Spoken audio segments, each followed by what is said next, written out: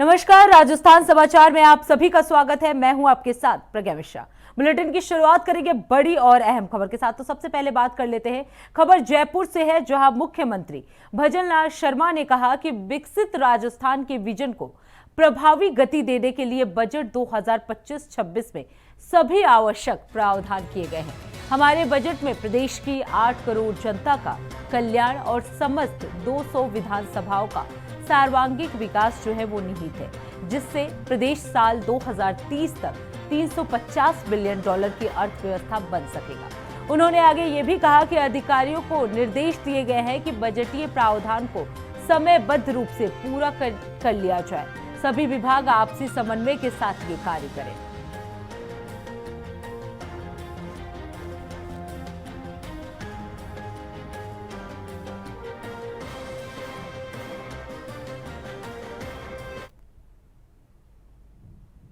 अब रुक करते हैं अगली खबर की। खबर बीकानेर से है, जहां जल संसाधन मंत्री सुरेश रावत ने 5 जून से जल संरक्षण पखवाड़ा शुरू करने को लेकर बैठक ली है।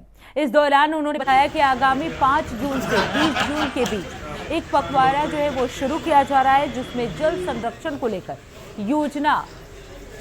योजनाओं पर काम किया जाएगा। उन्होंने बताया कि आगामी 5 जून को मैया का जन्मदिन, गंगा मैया का जन्मदिन है, इसलिए हम लोग जल के संचय पर बात करेंगे और इसी के चलते हमारा ये अभियान जो है वो शुरू हुआ है। बंद पड़े कुएं बावड़ी दोबारा शुरू किए जाएंगे, उसका प्रयास किया जाएगा। इसके साथ ही उन्होंने कहा कि बारिश के जल संचय कैसे किया जाए, इस पर भी बातचीत की जाएगी। मौजूद है राजस्थान के जल संसाधन मंत्री सुरेश रावत। सर, बीकानेर विजिट में हैं। देखिए, आज हम बीकानेर संभाग के अधिकारियों की बैठक लेने आए हैं और हमारी राजस्थान सरकार 5 जून से जल संरक्षण का एक पखवाड़ा बनाना जा रही है। 15 दिन का कार्यक्रम है। इस अभियान को महाअभियान का रूप हमें देना है। इसके लिए हम सभी अधिकारी, कर्मचारी, सभी जनप्रतिनिधि और आम जन से, सभी सामाजिक संगठनों से हम अपील करते हैं कि ज़्यादा से ज़्यादा इस अभियान से जुड़े। और 5 जून को, क्योंकि हमारी गंगा मैया का दिन भी है, गंगा दशमी भी है और हमारा विश्व पर्यावरण दिवस भी है, तो इसे हरियालो राजस्थान से जोड़ते हुए अधिक से अधिक वृक्षारोपण करें और ज़्यादा से ज़्यादा जल संचय कैसे हो, जल संरक्षित कैसे हो, इसके लिए हम कार्य योजना बना। बीकानेर की नहर की अगर स्थिति की बात करें तो काफ़ी दयनीय स्थिति है। जगह जगह टूटी हुई है, रिपेयर का टाइम दिया जाता है, नहरबंदी का समय आता है, लेकिन फिर भी वो मुकाम नहीं हासिल हो पाता। देखिए, हमारी सरकार ने समय समय पे नहरबंदी के बाद मरम्मत का काम किया है और अभी खाजूवाला के अंदर भी 300 करोड़ से अधिक की राशि सिर्फ खालों के मरम्मत के लिए हमारी सरकार ने दी है। और निश्चित रूप से हम चरणबद्ध तरीके से, योजनाबद्ध तरीके से जितनी भी हमारी नहरें जीर्ण शीर्ण है उसको हम ठीक करने का जो अभियान है, हमारे जो बावड़ियाँ हैं, बंद कुएँ हैं, कैसे उनको रिचार्ज कर सके, कैसे उनके पानी का प्रवाह को हम आगे बढ़ा सके, इसके लिए आज हमने मीटिंग रखी है। इस पर अधिकारियों से हम विचार विमर्श करके इस काम को मांगे। सर, ऑपरेशन सिंदूर की बात करें, बहुत बड़ी कामयाबी है। मैं सेना को बधाई देता हूँ और साथ ही विपक्ष को भगवान सद्बुद्धि दे, क्योंकि जब जब हमारी सेना ने अपना शौर्य दिखाया तब तक विपक्ष अपनी हरकतों से बाज नहीं आया और वो कार्रवाई का सबूत मांगता है, दुनिया को हमारे खिलाफ बोलने का मौका देता है, दुश्मन देश को हमारे खिलाफ बोलने का मौका देता है। तो उनकी ये जो कायराना हरकत है हमारा देश देख रहा है, इसी के कारण वो आज विपक्ष में बैठे हैं और वो सेना के जो मनोबल तोड़ने का उन्होंने काम किया है, निश्चित रूप से हमारे प्रदेश और देश की जनता आने वाले समय में उनको जवाब देगी। सुरेश सिंह रावत, जिनका सीधे तौर पर कहना है कि ऑपरेशन सिंदूर चूँकि भारत का बहुत बड़ा एक तरह से ऑपरेशन कहा जा सकता है और सेना का गर्व की बात है, और जहाँ तक पूरे बावड़ी की बात करें तो उन्हें एक तरह से सही और दुरुस्त करने की कोशिश की जाएगी। के सिंह। अब रुक करते हैं अगली खबर की। खबर जोधपुर से है, जहां पंजाब के राज्यपाल गुलाब चंद कटारिया जोधपुर पहुंचे हैं और जोधपुर के सर्किट हाउस में उन्होंने मीडिया से बातचीत करते हुए कहा कि ऑपरेशन सिंदूर पहली बार नामकरण किया गया और वो हृदय को छूता है। हमारे देश में महिलाओं का अपमान कभी नहीं हो सकता। महाभारत हुआ तो महिलाओं के सम्मान के लिए हुआ, लंका दहन हुई तो महिलाओं के अस्तित्व के लिए हुआ। निर्दोष बहनों ने अपने सामने गोली मारते देखा, जिसके बाद पूरे देश में इसको लेकर आक्रोश था। देश के प्रधानमंत्री ने सही समय पर ब्याज सहित इसे चुका दिया। आपको बता दें, एक साथ उनके 9 ठिकानों को ध्वस्त कर दिया गया। वहीं अपने ही देश में रहकर दुश्मन देश का साथ देने वाले लोगों को लेकर उन्होंने कहा कि इस देश का दुर्भाग्य रहा है कि इस देश में जयचंद पैदा होते रहे और देश अपनी बहादुरी से कभी नहीं हरा, लेकिन अपने ही घर के दुश्मनों के कारण देश को उतार चढ़ाव देखना पड़ा।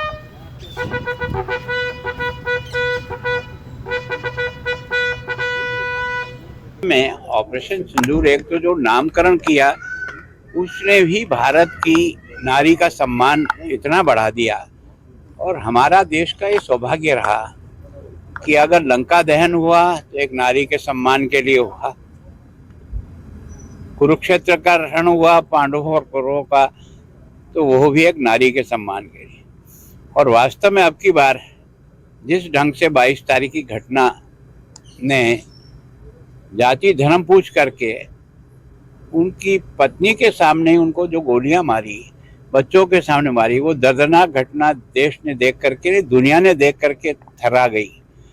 लेकिन जनता की मांग थी कि इसका पई का हिसाब होना चाहिए। प्रधानमंत्री जी ने कहा कि वो करेंगे जो इन्होंने कभी कल्पना भी नहीं की होगी।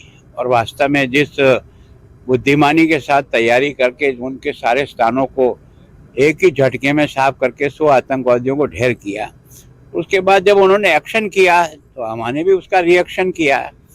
और अब की बार सेना की जो सबसे बड़ी तैयारी और बहादुरी देखी हमने नहीं, सारी दुनिया ने, कि जितने भी फटाके कहीं से भी लाए थे वो सब उन्होंने हवा में फोड़ दी। और उसके कारण से केवल पाकिस्तान को सबक नहीं है, जो आसपास के भी कुछ छेड़खानी करते हैं ना, उनको भी समझ में आ गया कि ये 62 का भारत नहीं है, ये 2025 का नरेंद्र मोदी के और एक तरह से देश के नेतृत्व राजनाथ सिंह जी के नेतृत्व में भारत की फौज है। फौज तो पहले भी बहादुरी थी, जब भी युद्ध हुआ भारत की फौज हमेशा जीती 62 को छोड़ करके।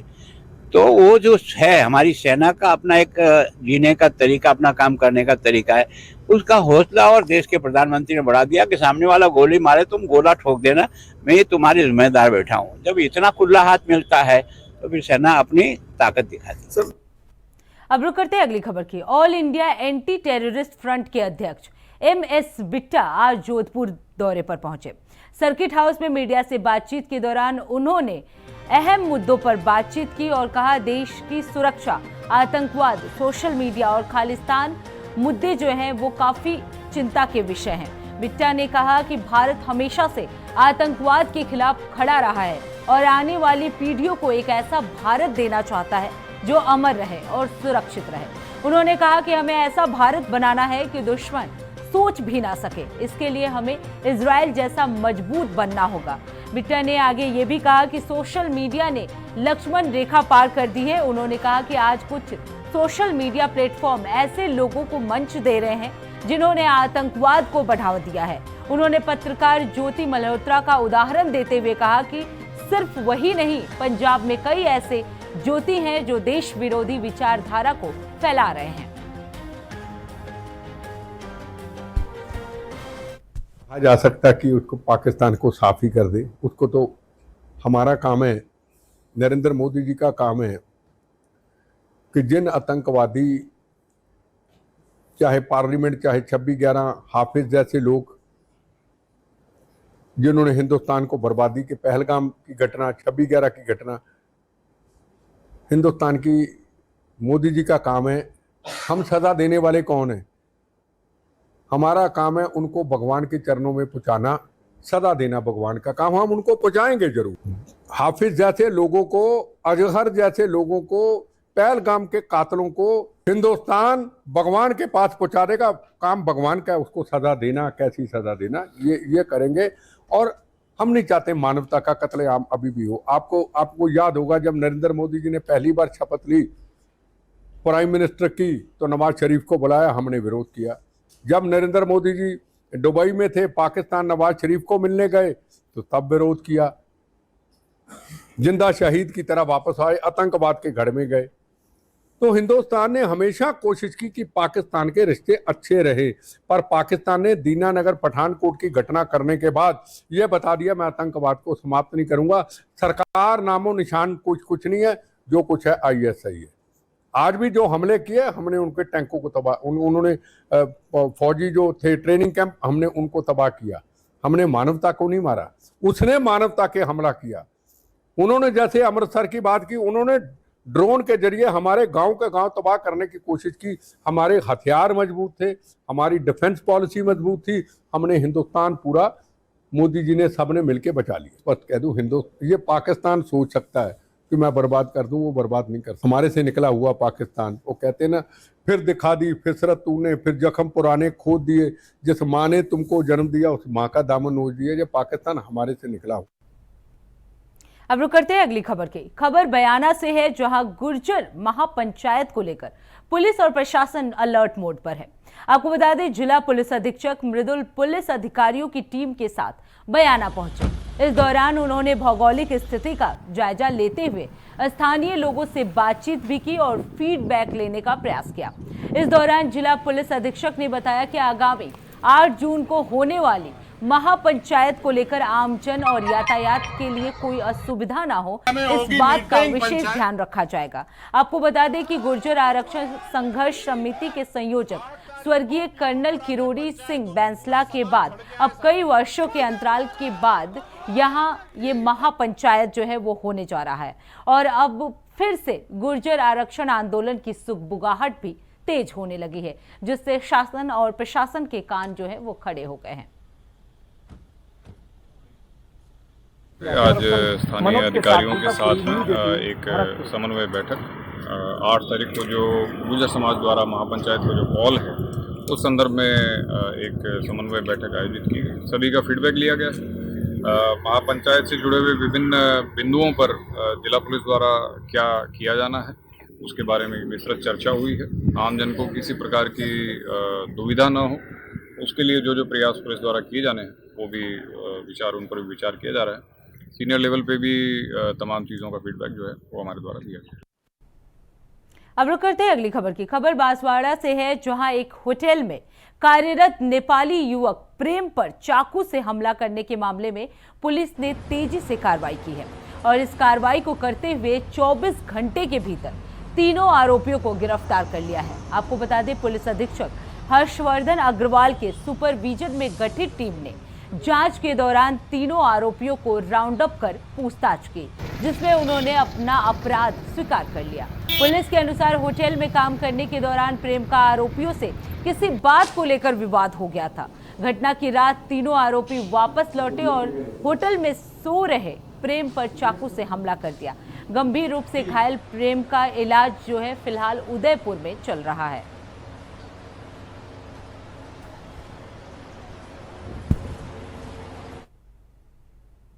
अब रुक करते हैं अगली खबर की। खबर झालावाड़ से है, जहां बीजेपी नेता सुरेंद्र मेवाड़ा की हत्या मामले में पुलिस ने बड़ी कामयाबी हासिल की है। आपको बता दें, इस मामले में पुलिस ने घटना को अंजाम देने वाले 3 आरोपियों को गिरफ्तार कर लिया है, जबकि 2 आरोपी अभी भी फरार हैं, जिनकी तलाश में पुलिस की टीमें लगा दी गई हैं। इस दौरान जिला पुलिस अधीक्षक ने बताया कि सुरेंद्र मेवाड़ा हत्याकांड में वांछित तीनों मुख्य अभियुक्तों को मंगलवार को बाघेर के जंगलों से गिरफ्तार किया गया था।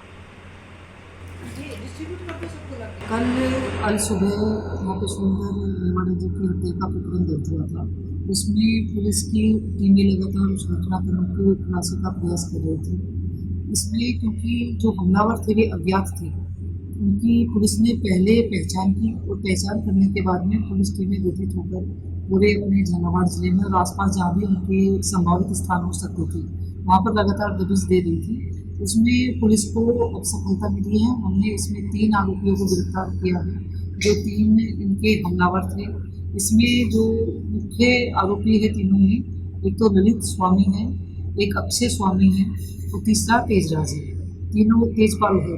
तीनों को ही पुलिस ने गिरफ्तार कर लिया है। अभी तक के अनुसंधान में जो इसका मोटिव सामने आया है पूरे घटनाक्रम का, वो ललित स्वामी के साथ में सुरेंद्र मेवाड़ा की पुरानी आपस में इनमें चलाचली चल रही थी। कई बार पूर्व में सुरेंद्र मेवाड़ा के द्वारा ललित स्वामी के साथ में मारपीट की गई थी। उसमें एक प्रकरण भी थाने में दर्ज हुआ था और कई बार मारपीट होने के बाद में सामाजिक स्तर पर इनका आपस में राजीनामा करना सामने आया था। इस घटनाक्रम में हमलावर 2 बाइक पर सवार होकर आए थे। टोटल 5 लोग थे। 3 को पुलिस ने गिरफ्तार कर लिया, बाकी 2 को आइडेंटिफाई कर लिया है। उसके लिए भी टीमें प्रयास कर रही है। आगे के अनुसंधान में इसमें जो हथियार, जो सरिये और डंडे इसमें इनके साथ मारपीट करने में यूज हुए थे, उसकी रिकवरी के पुलिस प्रयास करेगी। साथ ही साथ जो वाहन इसमें इस्तेमाल हुए थे उसमें प्रयास करेगी और घटनाक्रम में गहनता से अनुसंधान आगे किया जाएगा। अब रुक करते हैं अगली खबर की। जिला कलेक्टर एलएन मंत्री ने मंगलवार को जिला कलेक्ट्रेट सभागार में वंदे गंगा जल संरक्षण जन अभियान के तहत जन जागरूकता के लिए तैयार किए गए गीत का विमोचन किया। ये गीत जल संरक्षण को जन जन तक पहुंचाने और अभियान को भावनात्मक जुड़ाव देने के उद्देश्य से तैयार किया गया। आपको बता दें, गीत के विमोचन अवसर पर प्रशिक्षु आईएएस बिरजूलाल, सीईओ जिला परिषद मुकेश चौधरी और कई अधिकारी जो हैं वो मौजूद रहे।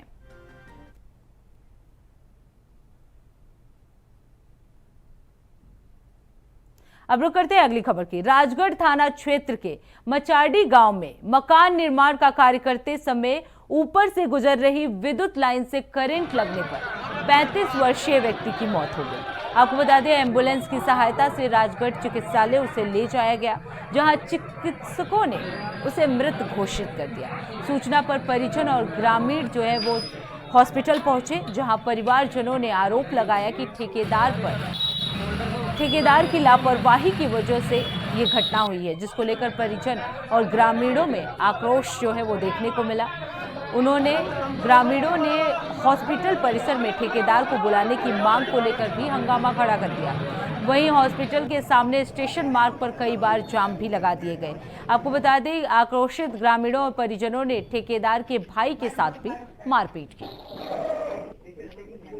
आज माचाडी गांव में कमल राम सैनी था, जिसकी उम्र करीब 35 साल है। उसे करंट लगने से डेथ हो गई थी। उसके पिताजी की रिपोर्ट पर अपन ने प्रकरण दर्ज कर लिया गया है, पोस्टमार्टम करा दिया गया है और बॉडी को रवाना कर रहे हैं। आगे कार्रवाई अनुसंधान जारी।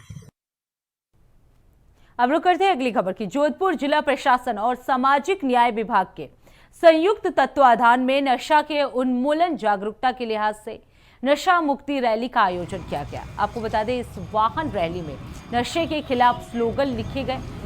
स्लोगन में लिखा गया कि युवाओं ने शहर के विभिन्न चौराहे से ये रैली निकालकर युवा और नशा करने वाले लोगों को नशा मुक्त जीवन जीने का संदेश दिया है। इस मौके पर सामाजिक न्याय और अधिकारिता विभाग के अधिकारी अनिल व्यास ने हरी झंडी दिखाकर इस रैली को रवाना किया।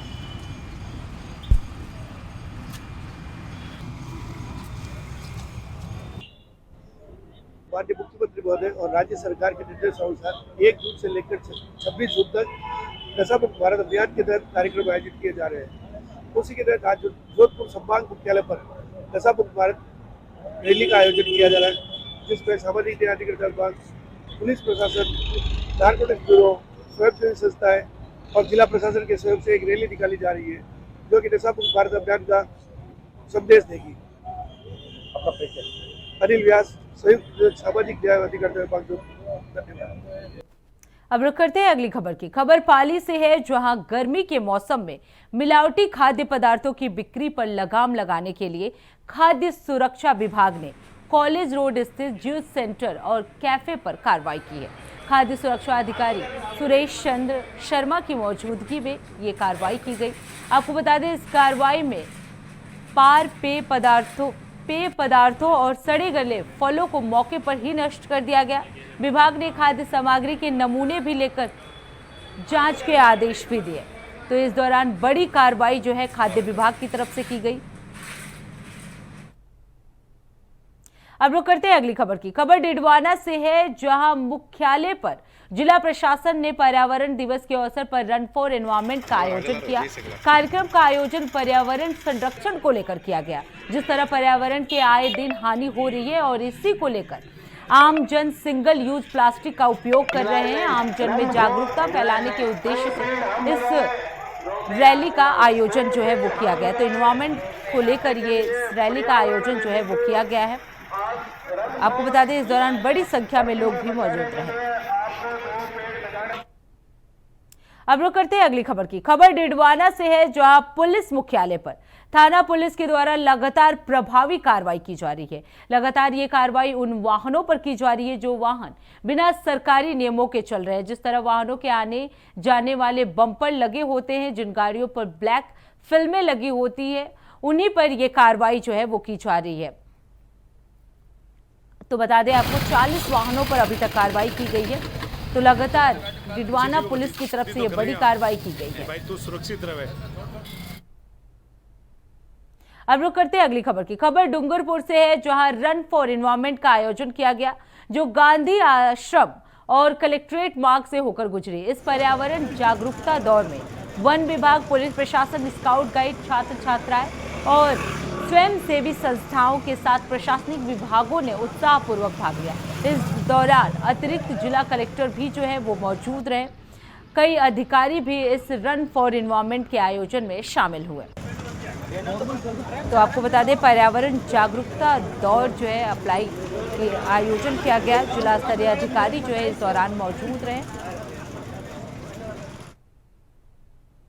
तो फिलहाल राजस्थान समाचार में इतना ही। देश दुनिया की तमाम बड़ी खबरों के लिए देखते रहिए इंडिया वॉइस। तब तक के लिए नमस्कार।